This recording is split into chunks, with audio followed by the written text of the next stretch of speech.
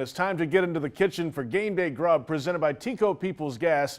This week, Angie Baselli and Chef Tony, they're going to get you fueled up for the road trip.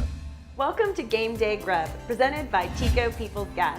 We're here at Dream Finders Home Model, which is in Longfield Preserve. It's a natural gas community. I'm here with Chef Tony from Publix, and it smells good already. What have we got going on? You know, today we're going to take a different direction. We're really going to go super healthy. Not quite raw food, but still something that's fresh is what we're after. So we're going to do a Primavera dish.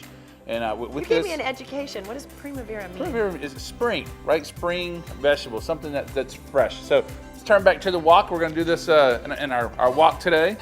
Put it in. So in here, we're going to go ahead and put in peppers, onions, Italian seasoning, garlic, and carrots. I'm going to have you give that a little quick stir. Now, what we're looking is just to saute it up a little bit. We like the wok as this natural gas comes up the side, heats the whole wok up.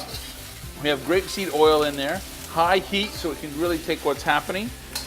And we're just a little bit of softness. We're starting to see the onion sweat here. And we want to keep that crunch to it. We want that al dente to this dish because that's really that signifier of fresh. You know what's so fun is that I always associate the wok with Asian cooking.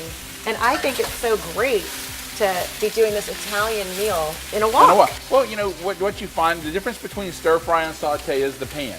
Even if saute means to jump, right? So even in classic cuisine, we are high heat, moving things around in the pan. That's natural for stir fry with the slopes of what's going on.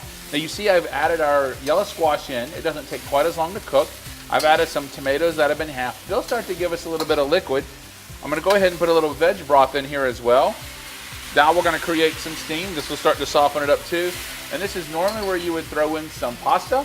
Look at this, zucchini pasta today. Oh, so fresh. So, I love this recipe. We'll finish this Primavera off once it's done with a little bit of Parmesan cheese. And there we go, vegetable Primavera.